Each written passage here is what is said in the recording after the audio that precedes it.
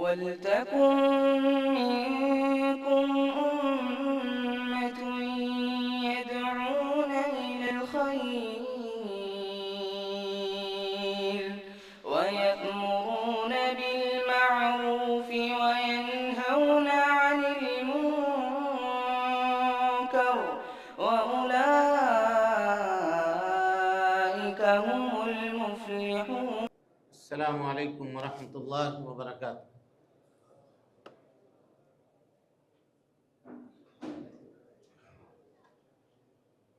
ان الحمد للہ نحمده ونستعینه ونستغفره ونعوذ باللہ من شرور انفسنا ومن سیئات اعمالنا، من يهده اللہ فلا مضل له ومن يضلل فلا هادی له، وأشهد أن لا إله إلا الله وحده لا شريك له، وأشهد أن محمدا عبده ورسوله، أما بعد فإن خير الحديث كتاب الله، وخير الهدي هدي محمد صلى الله عليه وسلم، وشر الأمور محدثاتها، وكل محدثة بدعة، وكل بدعة ضلالة، وكل ضلالة في النار۔ محترم حاضرین، سامعین و سامعات، دوستوں، بزرگوں اور ساتھیوں، پردہ نشین اسلامی رشتے کی مائیں اور بہنیں، اللہ رب العالمین کے فضل اور اس کے توفیق سے رمضان المبارک کی یہ آج 29ویں رات ہے، اور جیسا کہ آپ سب جانتے ہیں کہ سعودی عرب میں عید کا چاند نظر آ گیا ہے، تو ہو سکتا ہے کہ یہ آخری رات ہو رمضان المبارک کی، اور کل ادھر بھی اللہ رب العالمین کے علم میں ہے تو کل یہاں بھی چاند ہو سکتا ہے کہ نظر آ جائے، تو یہ آخری رات، اس حیثیت سے یہ آخری رات ہوگی رمضان المبارک کی۔ جو موقع ابھی ہم کو ملا ہے غنیمت، یہ رات اور کل دن بھر، یہ غنیمت ہے، اس کو انسان غنیمت سمجھے اور اس میں اللہ رب العالمین کی عبادت کر کے اللہ تعالیٰ کو راضی کرنے، توبہ اور استغفار کرنے کی کوشش کرے۔ حسب وعدہ ہم نے جیسا کہ آپ سے کہا تھا کہ آج کے اس مجلس میں ہم سورہ رحمان کے چند آیتوں کی آپ کے سامنے تفسیر کریں گے انشاءاللہ۔ سورۃ الرحمن یہ مدنی سورتوں میں سے ایک سورت ہے۔ مشرکین کہا کرتے تھے کہ ہم اللہ کو جانتے ہیں، رحمان کو نہیں جانتے۔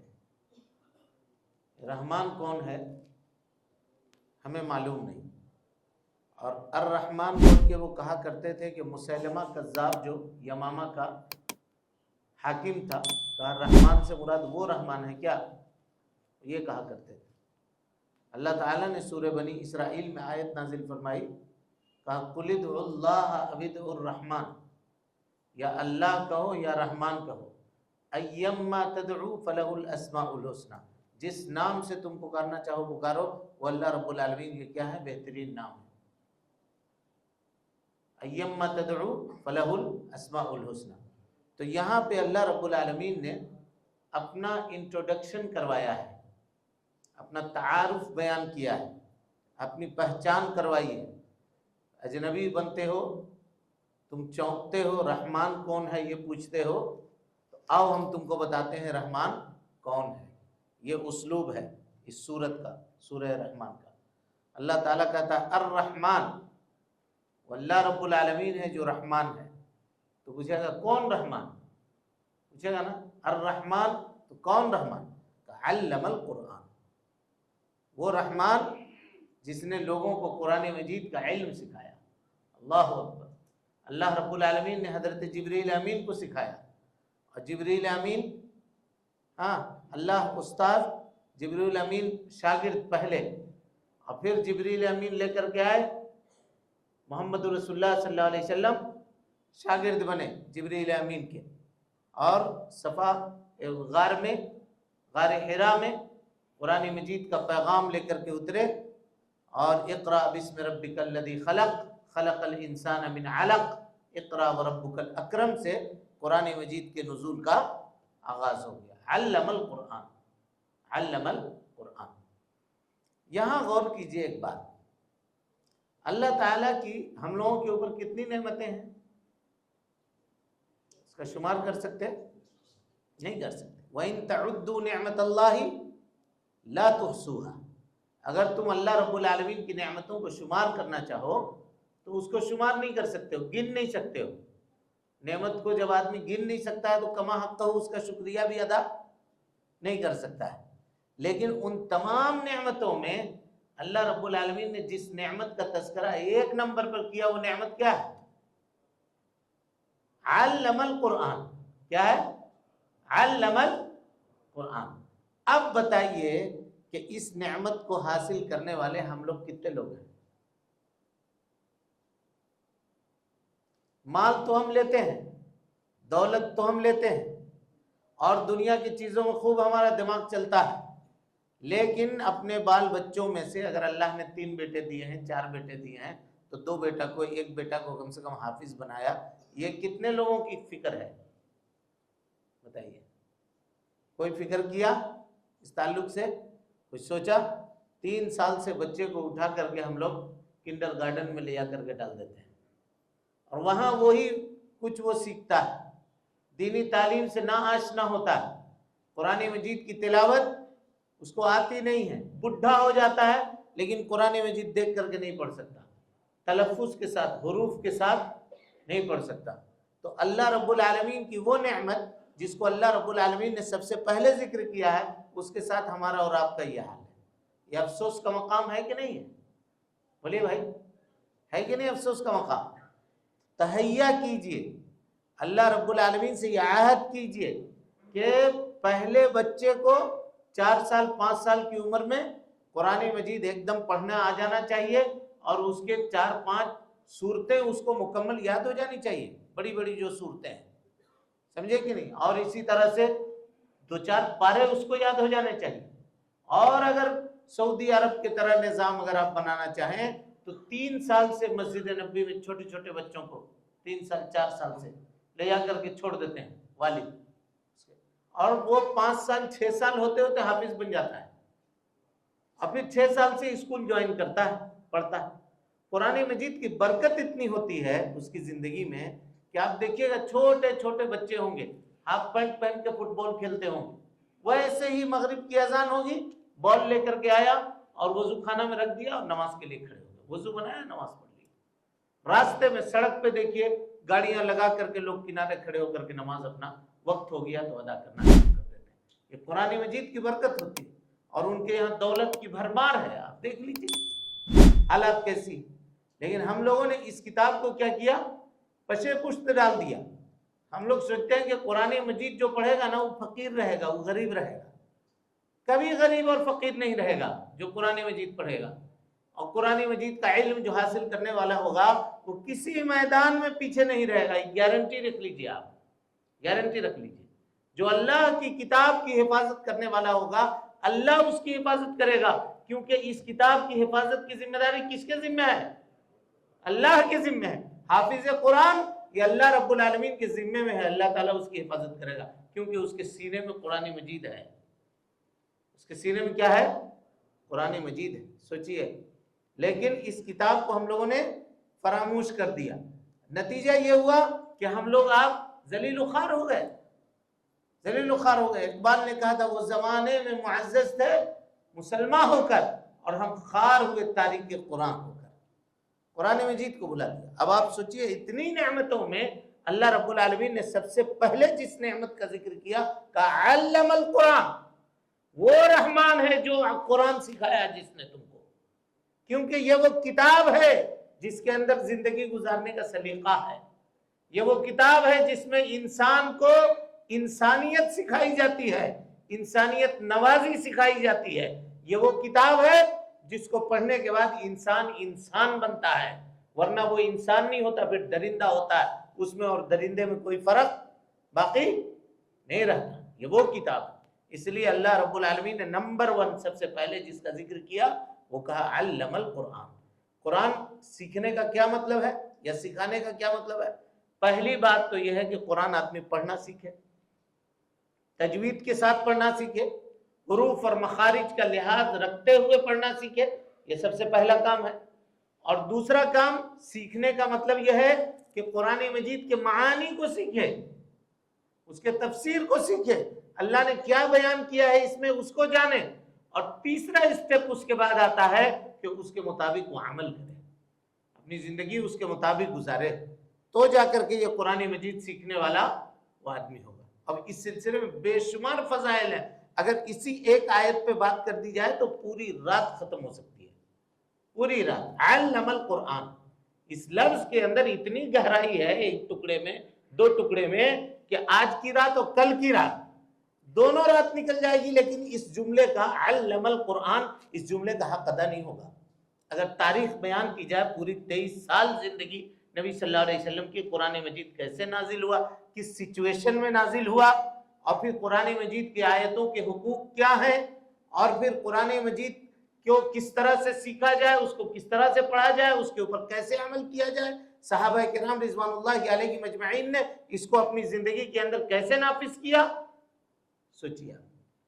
یہی وجہ ہے کہ ایک مرتبہ اللہ کے نبی جناب محمد رسول اللہ صلی اللہ علیہ وسلم عشاء پڑھ کر کے اپنے گھر آ گئے، جلدی آ گئے۔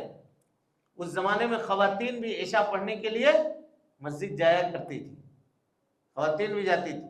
اب نہ لوگوں نے اپنے دروازے بند کر دیے ہیں مساجد کے، لیکن اس زمانے میں صحابیات یہ سب مسجد میں جا کر کے 5 وقت کی نمازیں ادا کیا کرتی تھی۔ تو ام المومنین کو آنے میں تاخیر ہوئی، نبی صلی اللہ علیہ وسلم پہلے آ گئے گھر میں، تو آپ انتظار کر رہے ہیں، تھوڑی تاخیر سے ام المومنین آتی ہیں۔ پوچھا کہ کہاں تھی عائشہ، تاخیر ہوئی آپ کو آنے میں؟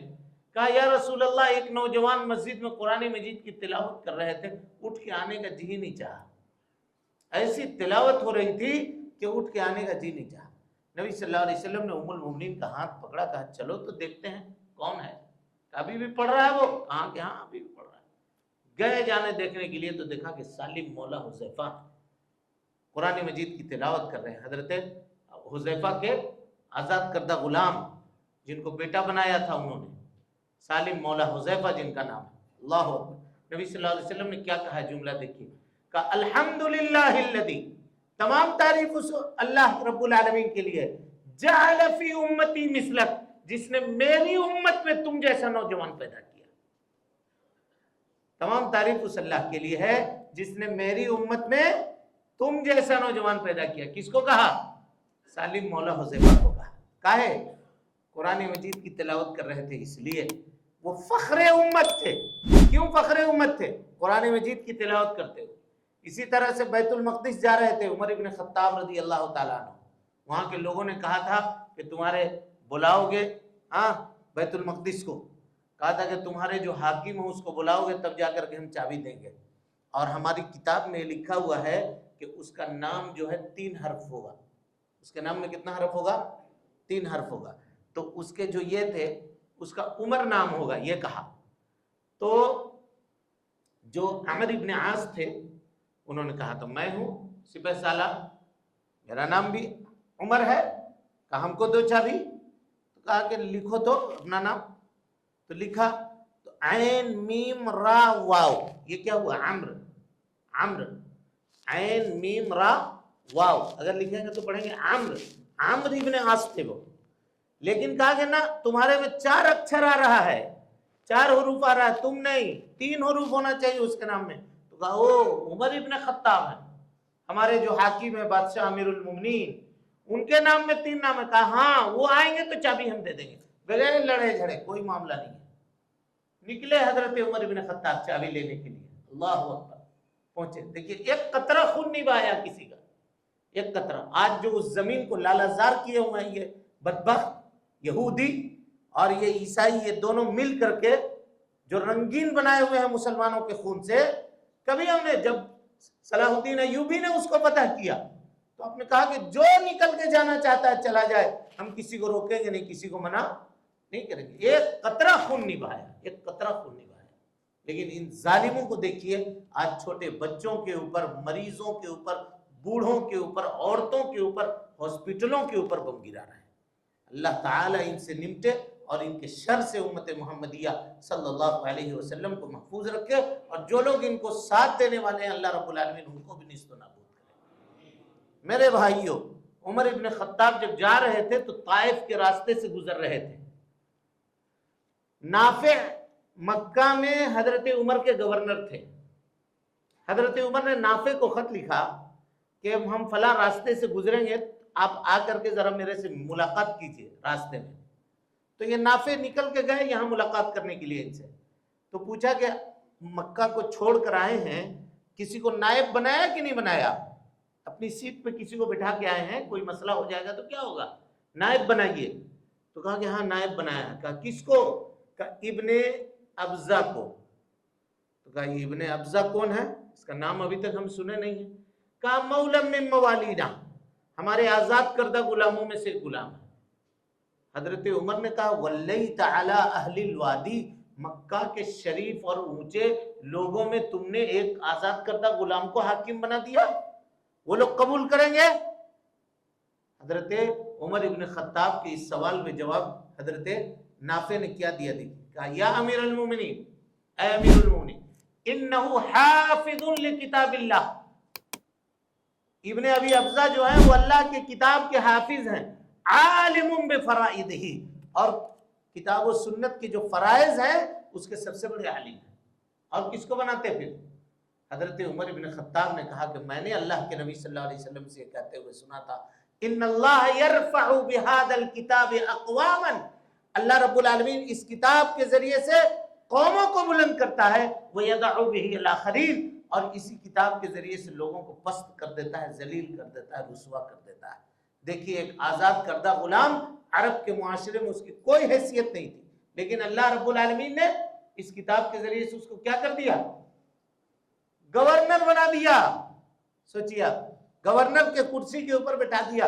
اس کتاب کی اتنی طاقت ہے میرے بھائی، لیکن ہم لوگوں نے اس کو کیا کیا؟ پچھے پشت ڈال دیا۔ سوچا کہ وہ بنائیں گے تو کھائے کو مر جائے گا بچہ، کیا کرے گا، کیا کمائے گا، کہاں جائے گا؟ یہ یقین رکھیے کہ اللہ کی کتاب کا حافظ کبھی دنیا میں بھوکا اللہ تعالیٰ اس کو مرنے نہیں دے گا، کبھی مرنے نہیں دے گا۔ ہاں ہو سکتا ہے کبھی ہاتھ تنگ ہو جائے، کبھی مشکلات، تو کس کے ساتھ نہیں ہوتا ہے؟ سب کے ساتھ ہوتا ہے، لیکن آخرت تو اس کی بن جائے گی، آخرت تو اس کی بن جائے گی۔ آخرت دیکھیے، آخرت اپنے بچوں کی آخرت دیکھیے۔ دنیا اللہ پہ چھوڑ دیجئے، جتنی مقدر اللہ نے لکھ دی ہے وہ بغیر کھائے نہیں مرے گا، لیکن آخرت کے لیے کوشش کس کو کرنی ہے؟ ہم کو اور آپ کو کرنی ہے۔ دعا کیجئے کہ اللہ تعالیٰ یہ زمین دلوا دے اور یہاں پہ بلڈنگ بنوا دے انشاءاللہ۔ یہاں چھوٹے بچوں کے لیے ایک حفظ خانے کا بھی انشاءاللہ ایسا انتظام کیا جائے گا کہ اللہ رب العالمین اس کو پورے طور پہ کامیاب کرے۔ ان راتوں میں یہ بھی دعا کیجئے کہ اللہ رب العالمین ان تمام مقاصد کو اللہ تعالیٰ شرف قبولیت سے نوازے اور جلد اللہ تعالیٰ اس کا انتظام فرما دے۔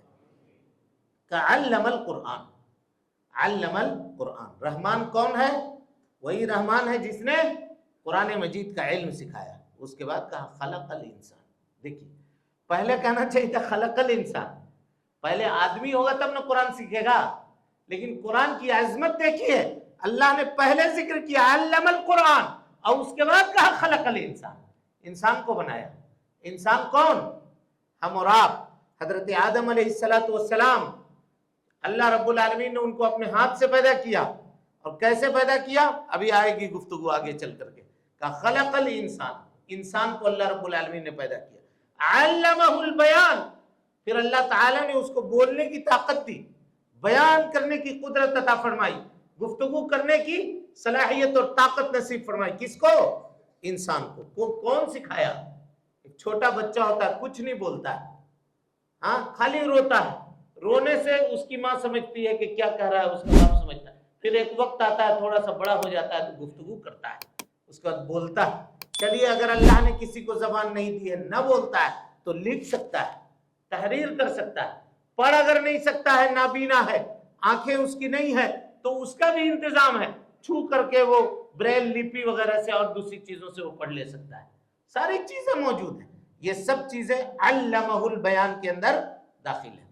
اس کے بعد اللہ کہتا ہے الشمس والقمر بحسبان، سورج اور چاند یہ ایک حساب کے اوپر ہے۔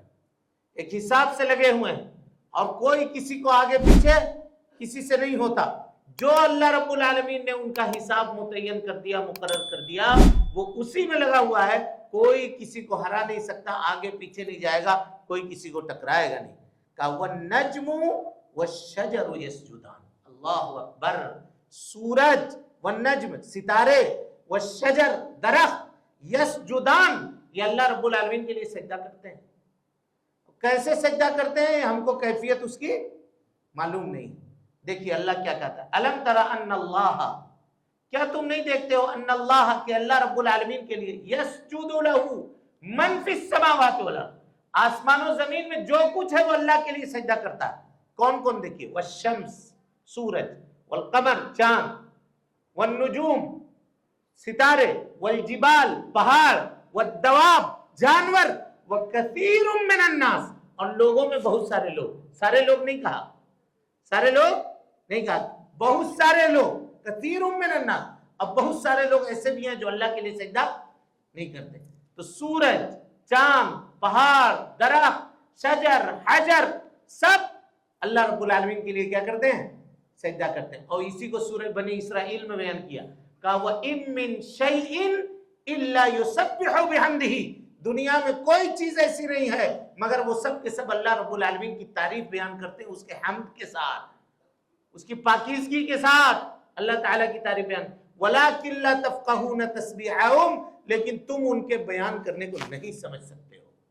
ہم ان کے بیان کرنے کو نہیں سمجھ سکتے. لیکن انسان کی بدبختی دیکھیے، یہاں پر سب سجدہ کرتے ہیں لیکن ہم لوگ بولیے کرتے ہیں سجدہ؟ نہیں کرتے ہیں. ہمارا سجدہ چاند سے موقوف ہے. کل دیکھیے اگر چاند نظر آ جائے تو پھر عشاء کی نماز میں دیکھیے مسجدیں رونے لگیں گی. رونق مسجدوں کی ختم. فجر کی نماز میں دیکھیے تو وہی 2 صف 3 صف کے لوگ ہوں گے، اس سے زیادہ اور نہیں ہوں گے. اور پھر دھیرے دھیرے دھیرے دھیرے جیسے جیسے رمضان کا رنگ اترتا چلا جائے گا ویسے ویسے آدمی کیا ہوگا؟ پورے طور پہ پھر مسجدوں سے غافل. پھر وہی رفتار بے ڈھنگی جو تھی پہلے سے وہ پوری رہے گی، پوری رہے گی. سجدہ انسان اللہ کے لیے نہیں کرتا، جبکہ اللہ تعالیٰ کہہ رہا ہے کہ دنیا میں جتنی چیزیں، والنجم والشجر یسجدان، درخت بھی اللہ رب العالمین کو سجدہ کرتا ہے لیکن انسان اللہ رب العالمین کو سجدہ نہیں کرتا. وہ کتنا بڑا بدبخت ہے. دیکھیے سب سے زیادہ نعمتوں سے فائدہ کون اٹھاتا ہے؟ کون اٹھاتا ہے؟ انسان. سب سے زیادہ اللہ تعالیٰ نے رحم کس کے اوپر کیا؟ سب سے زیادہ کرم کس کے اوپر کیا؟ انسان کے اوپر کیا. اور سب سے زیادہ اللہ کی نافرمانی کرنے والی اگر کوئی مخلوق ہے روئے زمین پہ تو کون ہے؟ انسان. اپنی حیثیت کو، اپنے مقام کو وہ پہچانتا نہیں اور اللہ رب العالمین کی قدر کو بھی نہیں جانتا. اللہ تعالی ہم سب کو نیک سمجھ سے نوازے. اللہ کہتا ہے وَالسَّمَاءَ رَفَعَهَا، اللہ رب العالمین ہے جس نے آسمان کو بلند کیا ہے.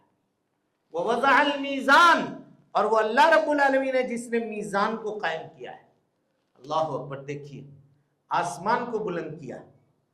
یہ جو اب جو جا رہے ہیں یہ شپ وغیرہ اور اسپیس شپ اور فلاں کا نام آپ لوگ سن رہے ہیں کہ واپس آئے اور 9 مہینے کے بعد یہ لوگ کہاں تھے؟ کہاں تھے؟ چاند پہ گئے کہتے ہیں. چاند پہ گئے. اسپیس شپ جو لگایا چاند کا. زمین سے لے کر کے پہلے آسمان کا فاصلہ کتنا ہے جانتے ہیں؟ 500 سال. کتنا؟ 500 سال. اور پھر اس کے بعد ایک آسمان سے دوسرا آسمان تک پھر 500 سال، پھر دوسرا سے تیسرا تک پھر 500 سال. سمجھ لیجیے یہ اونچائی ہے. وَالسَّمَاءَ رَفَعَهَا، اللہ تعالیٰ کہتا ہے اس نے اٹھا دیا ہے، بلند کر دیا ہے آسمان کو. اور اس کے اوپر کہیں جا کر کے عرش رحمان ہے اور اس پر اللہ رب العالمین مستوی ہے. اور اس کی قوت و طاقت یہ ہے کہ ہم دل میں کچھ سوچتے ہیں تو اس سے واقف ہے. زمین پہ کوئی پتا گرتا ہے تو وہ پتا ہے اس کو، کون درخت سے کون سا پتا گرا، کس وقت گرا، کہاں گرا، وہ اس کو معلوم ہے. کالی زمین پہ کوئی کالی چوٹی چل رہی ہے وہ اس کے نگاہ میں ہے. کوئی اس کے قدموں کی آہٹ نہیں سن سکتا، وہ اللہ رب العالمین اس کو سن رہا ہے.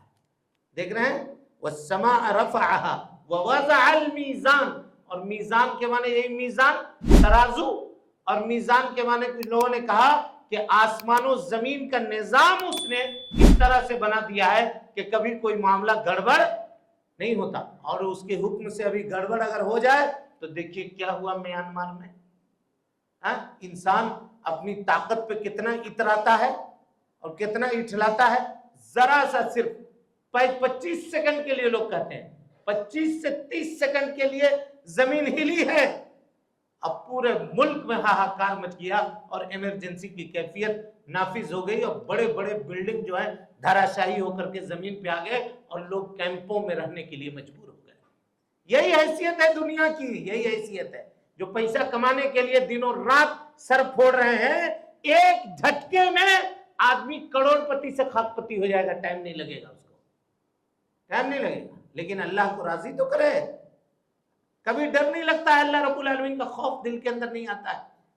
یہ اللہ تعالیٰ نشانیاں دکھاتا ہے کہ سنبھل جاؤ، یہ وارننگ ہے اللہ رب العالمین کی جانب سے کہ سنبھلو تم، ہم مصیبتیں اور پریشانیاں تمہارے ارد گرد میں یا تمہارے اوپر کرتے ہیں لعلہم یرجعون، تاکہ تم اللہ کی طرف لوٹو. لیکن ہائے انسان خبریں سنتا ہے، دیکھتا ہے، دیکھ کر کے مزے لیتا ہے، لیکن عبرت حاصل نہیں کرتا. جو عبرت حاصل کرنے کی بات تھی وہ عبرت حاصل نہیں کرتا. کہا والسماء رفعها ووضع المیزان، اللہ تعالیٰ نے میزان کو قائم کیا. اللہ تطغوا فی المیزان، کہا میزان کے اندر کبھی کوئی زیادتی نہیں ہوتی. اللہ تعالیٰ کا میزان وہ میزان ہے جس میں کوئی کمی بیشی نہیں ہوتی ہے. جو جس کا جتنا معاملہ ہے اتنے ہی ایکوریٹ ناپ کر کے اللہ رب العالمین اس کو عطا کر دے گا. اور اس کے بعد ہم کو حکم دیا وَأَقِيمُ الْوَزْنَ بِالْقِسْطِ، تم جب ناپو تو عدل و انصاف کر کے ناپو، ڈنڈی مت مارو. وَلَا تُخْسِرُ الْمِيزَانِ، میزان کے اندر کمی مت کرو، میزان کے اندر کمی مت کرو. اور میزان میں کمی کرنے کا کیا مطلب ہے؟ صرف ہم لوگ یہ سمجھتے ہیں کہ کسی کو تول کے دے رہے ہیں تو کم دیا تو وہی میزان ہے. اگر کسی کو کسی چیز کی ذمہ داری دی گئی ہے اور وہ اس کی ذمہ داری کو قبول کیا ہے اور ذمہ داری پورے طور پہ نہیں نبھاتا ہے تو وہ بھی میزان میں کمی کرنے والا ہے. وہ بھی میزان میں. آپ نے کسی کو ہائر کیا ہے کہ آپ تم ہمارے یہاں کام کرو، مزدور پہ رکھا ہے مزدوری کے لیے کہ صبح 9 بجے سے لے کر کے تمہاری ڈیوٹی شام کے 6 بجے تک رہے گی. اب بیچ میں وہ کیا کرتا ہے؟ ڈنڈی مارتا ہے، کام نہیں کرتا ہے، بیٹھ جاتا ہے. یہ بھی کیا ہے؟ یہ کیا ہے؟ یہ بھی میزان میں کمی ہے. یہ بھی میزان میں کمی ہے. پہلے گاڑیاں چلتی تھی اس میں میٹر وغیرہ لگا کرتے تھے، وہ میٹر میں آگے پیچھے چھیڑ چھاڑ کرتا ہے، وہ بھی کیا ہے؟ میزان میں ناپ تول میں کمی کرنے میں وہ چیزیں بھی داخل ہیں. وَلَا تُخْسِرُ الْمِيزَانِ، میزان میں کمی نہ کرو. جو ذمہ داری تمہارے سر پہ دی گئی ہے اللہ رب العالمین نے عطا کی ہے، کر سکتے ہو تو لو اور نہ کر سکتے ہو تو معذرت کر دو. خبردار اس کو لے کر کے اور اس کے حقوق کو ضائع کرنا اور اس کو برباد کر دینا یہ میزان میں کمی ہے اور اللہ رب العالمین اس کو برداشت نہیں کرے گا. وَلَا تُخْسِرُ الْمِيزَانِ. اس کے بعد کہا وَالْأَرْضَ وَضَعَهَا لِلْأَنَامِ. اللہ اکبر. اب آسمان کے بارے میں بتلا دیا، اب زمین کے بارے میں بتلا رہا ہے. وَالْأَرْضَ وَضَعَهَا لِلْأَنَامِ. اللہ رب العالمین نے یہ زمین بنائی کس کے لیے؟ مخلوق کے لیے، انسانوں کے لیے، جانوروں کے لیے. جنات بھی اس میں ہیں اور فرشتے بھی اس میں ہیں، ہے یا نہیں؟ کرامن کاتبین ہے نہیں ہے ہمارے ساتھ لگے ہوئے. اور بھی فرشتے جو ذکر سننے کے لیے آتے ہیں وہ لوگ ہیں. وہ فرشتے ہیں جو جمعہ کے دن مسجد کے دروازے کے اوپر رجسٹر لے کر کے بیٹھتے ہیں، جو داخل ہوتا ہے اس کا نام وہاں پہ درج کرتے ہیں، لکھتے ہیں. یہ سب حدیث ہے نہیں ہے؟ تو یہ فرشتے بھی ہیں زمین میں اور جنات بھی ہیں، انسان بھی ہیں. اور کمال دیکھیے اللہ رب العالمین کا، یہی زمین ہے. اس کو جب کھود کر کے ہم لوگ نیچے جاتے ہیں تو کیا ہے؟ پانی ہے. زمین دھستی ہے نیچے؟ نہیں دھستی. اتنا بوجھ لے کر کے بھی یہ زمین جیسے ہے ویسے ہی قائم ہے، کیونکہ اللہ تعالیٰ نے اس کو اس کام پہ لگایا. جس کام پہ جس کو اللہ نے لگا دیا ہے مجال نہیں ہے کہ وہ اس کام سے ذرا سا سرک جائے. لیکن انسان کو پیدا کیا اور جنات کو پیدا کیا. وما خلقت الجن والانس الا لیعبدون. یہی دونوں ہیں جو سرکشی کرتا ہے، بغاوت کرتا ہے اللہ رب العالمین. اور یہ دونوں سب سے کمزور ہے، یہ بھی جان لیجئے، سب سے کمزور ہے. اس کی کمزوری کا یہ عالم ہے کہ سانس کی ڈور خالی رک جائے، 2 منٹ کے لیے رک جائے اس کی سانس، بس اس کی روح نکل جائے گی، کام ختم۔ ناک منہ کسی کا دبا دیجئے، کتنا دیر تک برداشت کرے گا؟ 2 سے 3 منٹ، 4 منٹ، ختم، اتنے ہی میں اس کا معاملہ ختم۔ بس یہی زندگی کی دور ہے۔ ابھی چل رہا ہے، ابھی ہارٹ اٹیک ہوا، بس ہاسپٹل لے کے جاتے جاتے ڈاکٹر نے نبض ٹٹول کے کہا ہو گیا، آئی ایم سوری، ختم معاملہ۔ یہی زندگی ہے پانی کا۔ انما مثل الحیات الدنیا کماء انزلناہ من السماء، اس کی مثال تمہاری زندگی کی بلبلے کی طرح سے ہے۔ آسمان سے ٹپ کر کے پانی گرا، ایک بلبلا بن گیا، اور 2 سیکنڈ کے بعد پھٹ کر کے پھٹ گیا، وہ ختم کہانی تمہاری۔ اتنا ہی ہے، اس سے زیادہ اور کچھ نہیں ہے۔ زندگی کی اوقات ابھی اللہ تعالیٰ نے 4 سال پہلے کورونا کے زمانے میں ہم لوگوں کو بتا دی ہے۔ کیا ہے زندگی کی اوقات؟ بڑے بڑے کروڑ پتی لوگ ہاسپٹلوں کے سیڑھیوں کے اوپر مر گئے، آکسیجن نہیں تھا لگانے کے لیے۔ گاڑی کے 80 لاکھ 40 لاکھ روپے کی کار ہے، اس کے اسٹیئرنگ پہ بیٹھے بیٹھے سانس لیے بغیر مر گئے، کچھ نہ کر سکے، وہ کار اس کو کوئی فائدہ نہ دے سکی۔ دیکھا نہیں دیکھا؟ اور اتنی بڑی مصیبت سے، ڈیزاسٹر سے اللہ تعالیٰ بچا کر کے ہم لوگوں کو رکھا ہے، تو ہم لوگ سرکشی کرتے ہیں اور طغیانی کرتے ہیں، اور اللہ رب العالمین کی زمین کے اوپر اللہ تعالیٰ کو ٹھینگا دکھاتے ہیں کہ ہم عبادت نہ کریں گے، تم کو جو کرنا ہے کرو، ہم تو اپنی مرضی کی زندگی گزاریں گے، تم کو جو کرنا ہے کرو۔ ان بطش ربک لشدید، آگاہ ہو جاؤ کہ اللہ رب العالمین کی پکڑ کیا ہے؟ بہت سخت ہے۔ اللہ تعالیٰ کی پکڑ بہت سخت ہے۔ کہا والارض وضعها للانام، زمین کو اس نے مخلوق کے لیے بنا دیا۔ فیہا فاکہۃ، اللہ اکبر، اس میں بہت سارے پھل ہیں، میوے ہیں۔ والنخل، اور میوہ میں نخل بھی داخل تھا، کھجور، لیکن کھجور کا ذکر کس سے الگ سے کیا؟ کہا کیوں؟ اس لیے کہ جتنے منرلز اور جتنے وٹامن ہوتے ہیں وہ دوسری چیزوں میں جو پائے جاتے ہیں وہ کھجور میں تنہا اور اکیلے پائے جاتے ہیں۔ اللہ اکبر۔ ام المؤمنین کہتی ہے کہ 2 مہینہ تک ہمارے گھر میں چولہا ہی نہیں جلتا تھا۔ کہا کیا کھاتے تھے؟ کہا الاسودان، 2 چیزیں، کیا؟ تو کہا کھجور اور پانی، بس کھجور اور پانی۔ نبی صلی اللہ علیہ وسلم نے کہا بیت لا تمر فیہ، وہ گھر جس میں کھجور نہیں ہے، جیاع اہلہ، سمجھو کہ اس کے گھر والے بھوکے ہیں، اس کے گھر والے بھوکے ہیں۔ تو فاکہہ کا ذکر الگ سے کیا، میوہ، اور اس کے بعد میوے میں خاص میوہ کھجور کا تذکرہ کیا۔ کس کا تذکرہ کیا؟ کھجور کا۔ اور یہ وہ درخت ہے، نبی صلی اللہ علیہ وسلم نے ایک مجلس میں بیٹھے ہوئے تھے آپ صلی اللہ علیہ وسلم، صحابہ کرام سب موجود تھے، کہا کہ ایک درخت ایسا ہے جس کے پتے نہیں جھڑتے، اس کی مثال مومن کی مثال کی طرح سے ہے۔ ذرا کوئی بتاؤ تو کون ہے؟ صحابہ کرام جنگلوں کے درخت میں ڈھونڈنے لگے، ادھر ادھر ڈھونڈنے لگے۔ حضرت عبداللہ ابن عمر کہتے ہیں کہ میرے دل میں آیا کہ وہ درخت کھجور کا درخت ہے، کھجور کا درخت ہے، لیکن بڑے بڑے صحابہ تھے، ہم نے بیان نہیں کیا، ہم شرما گئے۔ تو بعد میں اپنے ابا سے کہا کہ ہمارے دل میں تو تھا، تو کہا کہ بیٹا تو اگر بتا دیتا تو میرا سینہ چوڑا ہو جاتا۔ بیٹوں کی کامیابی سے باپ کے سینے کیا ہوتے ہیں؟ چوڑے ہو جاتے ہیں۔ اللہ اکبر۔ تو کہا کہ بتا دینا تھا تم کو۔ نبی صلی اللہ علیہ وسلم نے فرمایا کہ کھجور کا درخت ہے، اس کے پتے کبھی بھی جھڑتے نہیں ہیں، اور کھجور کا درخت ہر حال میں فائدہ مند ہوتا ہے۔ درخت اگر پھل دینا بند کر دیا تو اس کو کاٹ کر کے عرب اس کے اندر سے، اس کے نیچے سے گودا نکالتے ہیں، جس کا نام ہے جمار کہتے ہیں، وہ بھی کھانے میں، اور اللہ کے نبی صلی اللہ علیہ وسلم وہی کھا رہے تھے، جمار لے کر کے کھا رہے تھے، اور آپ صلی اللہ علیہ وسلم نے یہ سوال صحابہ کرام سے پوچھا تھا کہ وہ درخت کا نام بتاؤ جس کی مثال مومن کی مثال ہے اور جس کے پتے کبھی جھڑتے نہیں ہیں۔ بہرحال چلیے، کہا فیہا فاکہۃ والنخل ذات الاکمام، اکمام مانے چھپے ہوئے، ایسا پھل اللہ تعالیٰ بناتا ہے جو چھلکوں کے اندر ہوتا ہے۔ چھلکا ہم لوگ چھیلتے ہیں، نکالتے ہیں، اور اس کے اندر سے گودا نکلتا ہے، اور اس گودے کو انسان کھاتا پیتا ہے۔ والنخل ذات بادام کو دیکھیے، اخروٹ کو دیکھیے، اور دوسرے جو میوہ ہیں اور جو پھل ہیں اور ڈرائی فروٹ ہیں اس میں چھلکے کے اندر ہوتے ہیں، اس کو نکال کر کے آدمی، ذات اکمام مانے چھلکا والا، جس میں جو چھلکوں کے اندر چھپا ہوا ہوتا ہے۔ اس کے بعد کہا والحب ذو العصف والریحان، اللہ اکبر، وہ دانے ہیں جو بھوسے والے ہیں۔ عصف مانے بھوسا، بھوسا کیا کرتا ہے؟ چاول ہے، بھوسے میں ہوتا ہے نا، اس کو تھریس کرتے ہیں، تو چاول جو نکل گیا وہ ہم لوگ کھاتے ہیں، گیہوں جو نکلا وہ ہم لوگ کھاتے ہیں، اور جو بھوسی نکلا وہ ہمارے جانور کھاتے ہیں۔ کیسا انتظام کیا ہے دیکھیے تو، ایک ایک چیز کیسا ایکوریٹ سٹیک بنایا ہے۔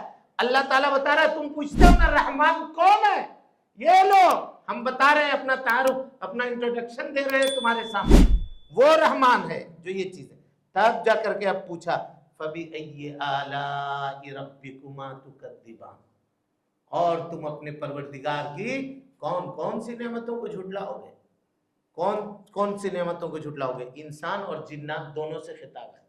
فَبِأَيِّ آلَاءِ رَبِّكُمْ، فَبِأَيِّ مانے کون سے، اعلیٰ مانے نعمت، اور ربکما مانے تم دونوں کے رب، انسانوں کے اور جناتوں کے رب، تکذبان 30 مرتبہ آیا ہے۔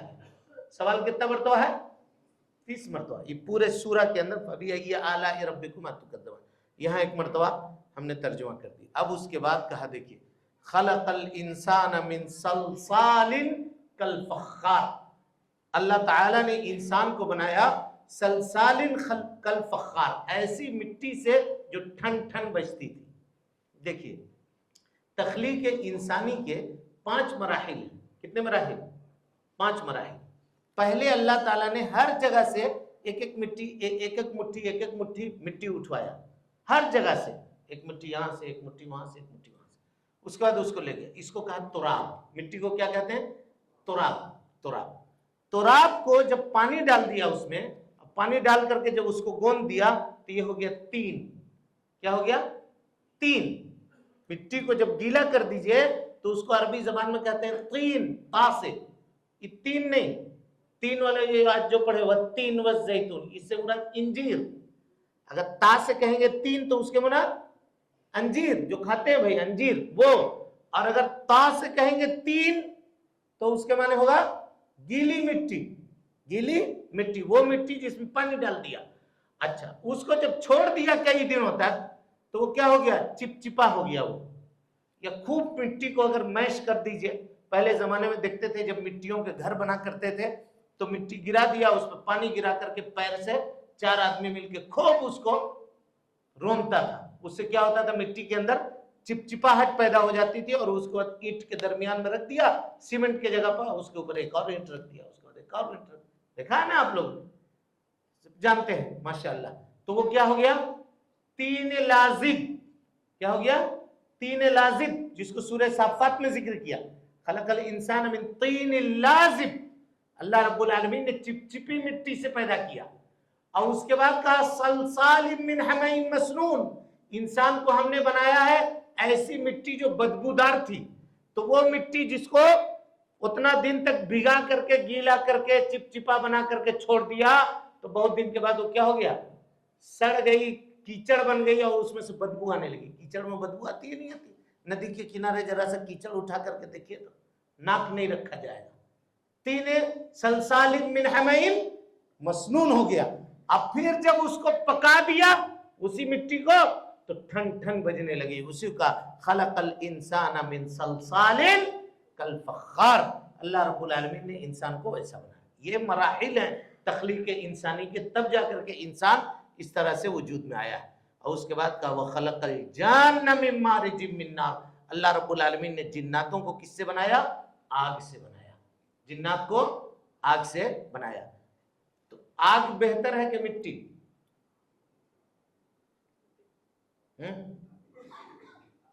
آگ بہتر ہے کہ مٹی؟ ہاں مٹی کیسے؟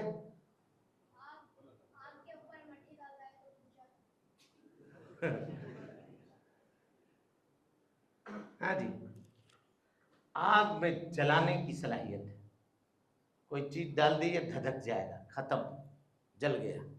اور مٹی میں نما ہے، زندگی ہے، اس میں لچیلا پن ہے، سمجھ رہے ہیں؟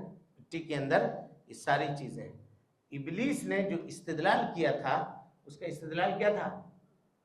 غلط تھا، غلط تھا اس کا استدلال۔ یہ نہیں کہ وہ صحیح استدلال کر رہا تھا، غلط کر رہا تھا استدلال۔ کہا انا خیر من، میں آدم سے بہتر ہوں۔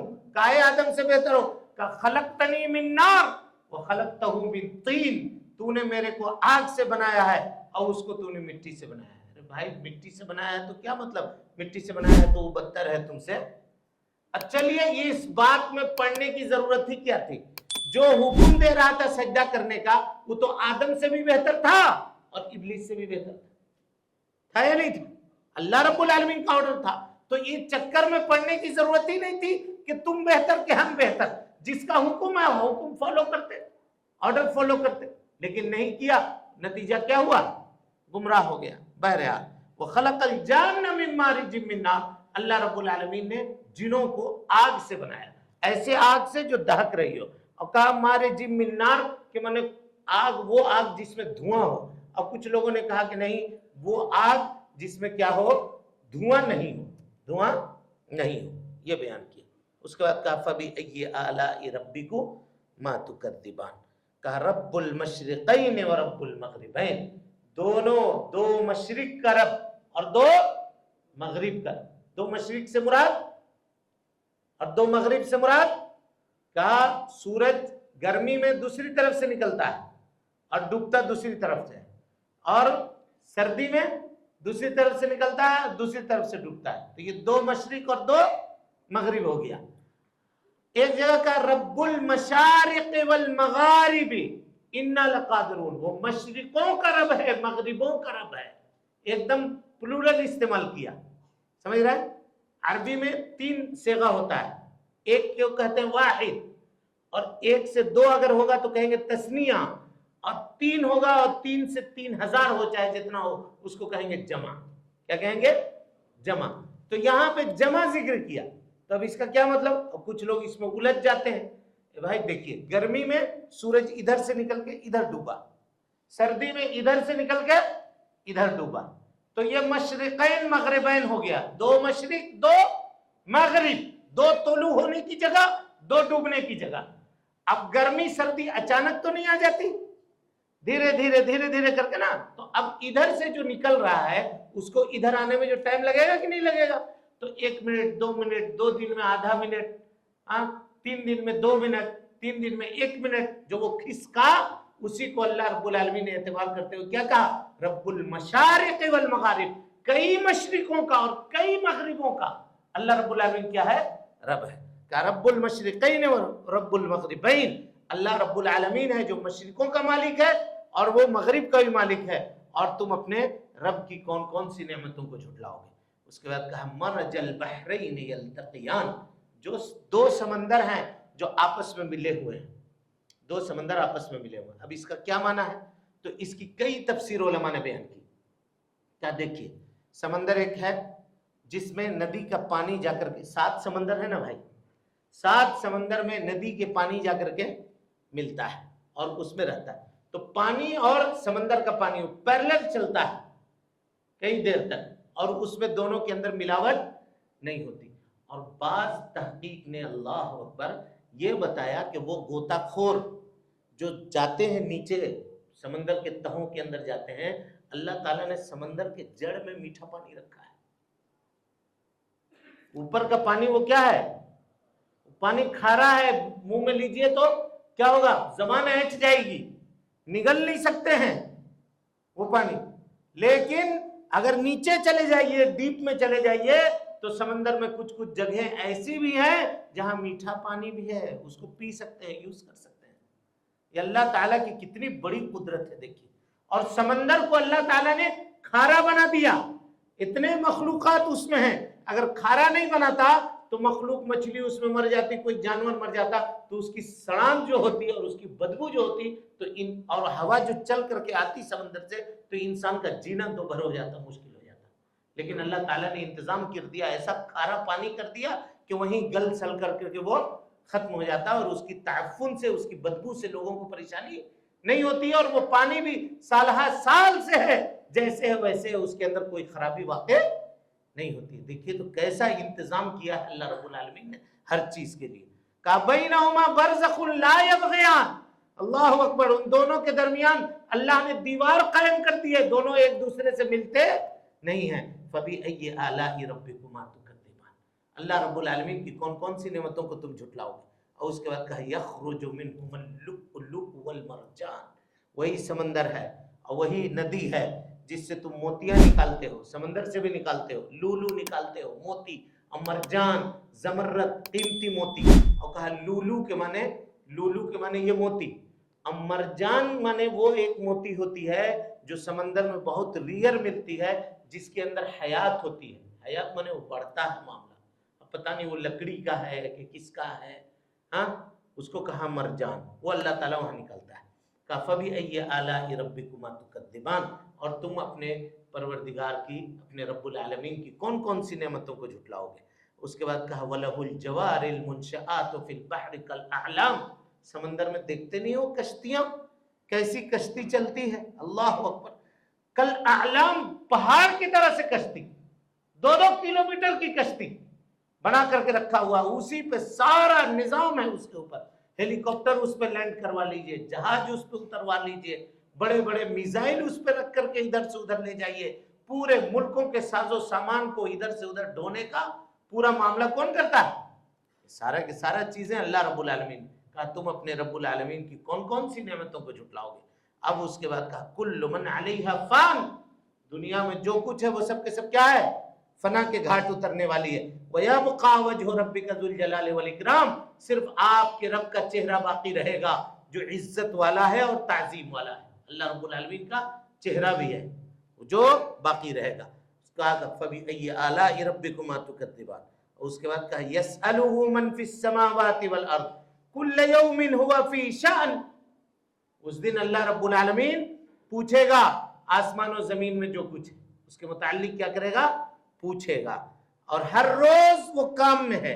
اللہ رب العالمین کیا ہے؟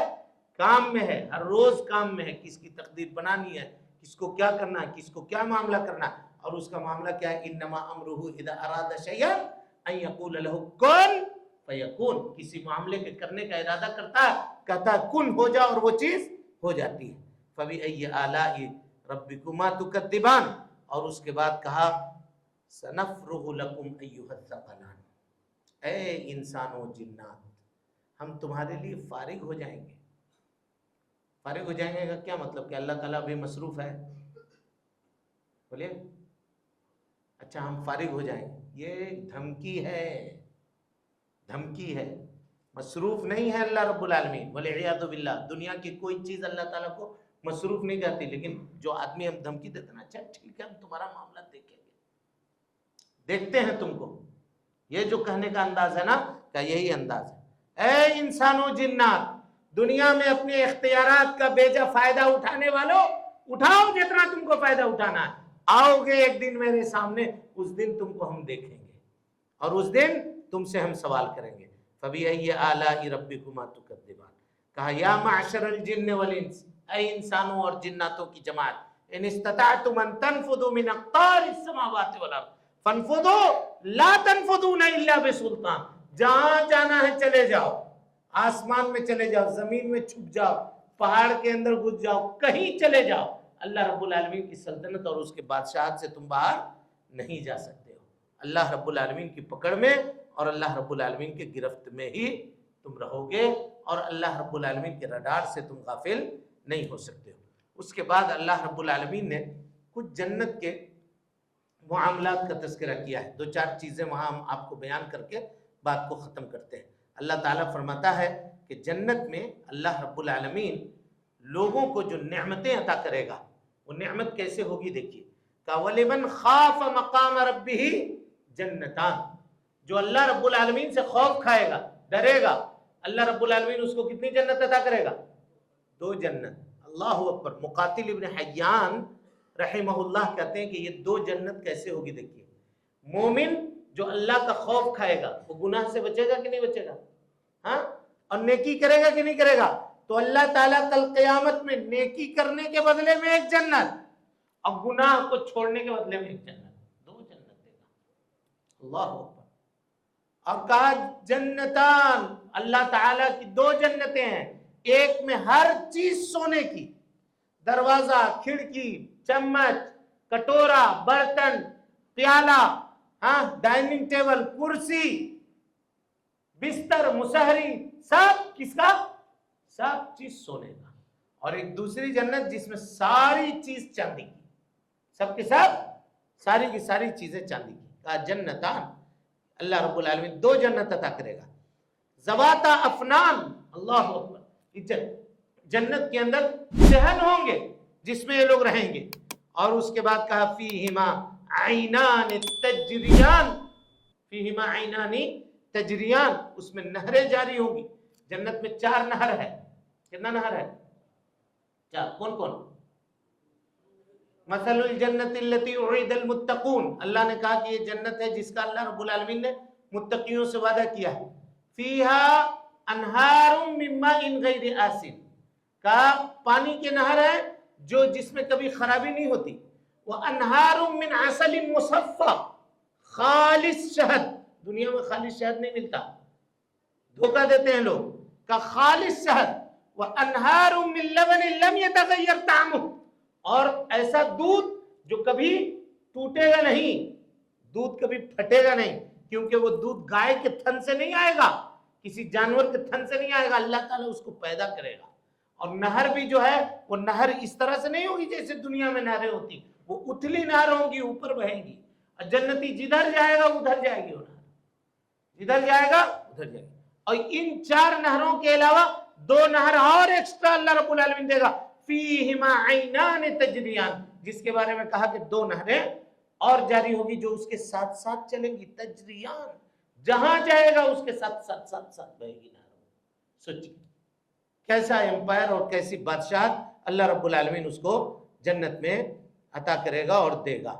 اور اس کے بعد کہا متکئین علی فرش، جو بستر ہوگا ان کا، متکئین علی فرش، جو بستر ہوگا، بطائنها من استبرق، موٹا ریشم کا اس کا استر ہوگا.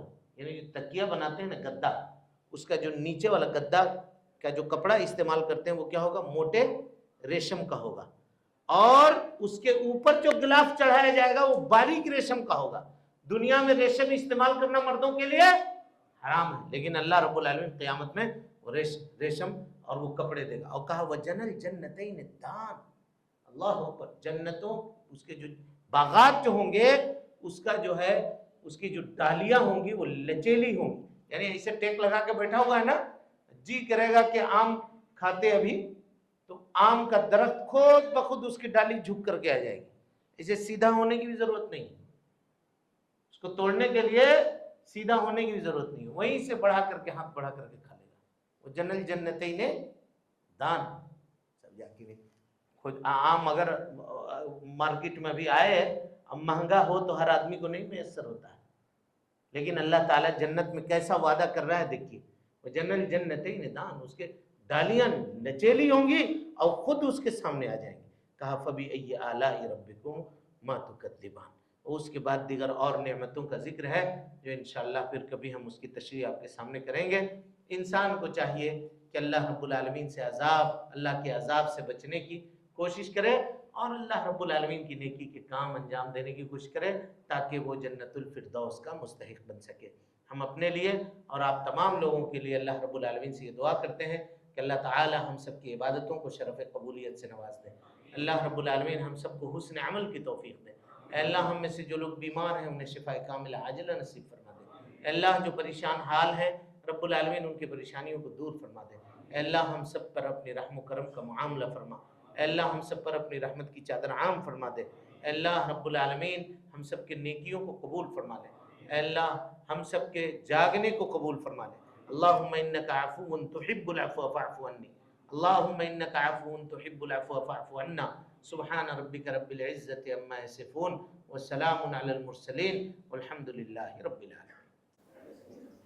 محترم سامعین و ناظرین، آپ تمام حضرات سے گزارش ہے کہ مرکزی جامع مسجد کے خطبات اور دروس کو اگر آپ سننا چاہتے ہیں تو اس چینل کو آپ لائک کریں، اس کو سبسکرائب کریں اور اس کو لوگوں تک پھیلانے کی کوشش کریں.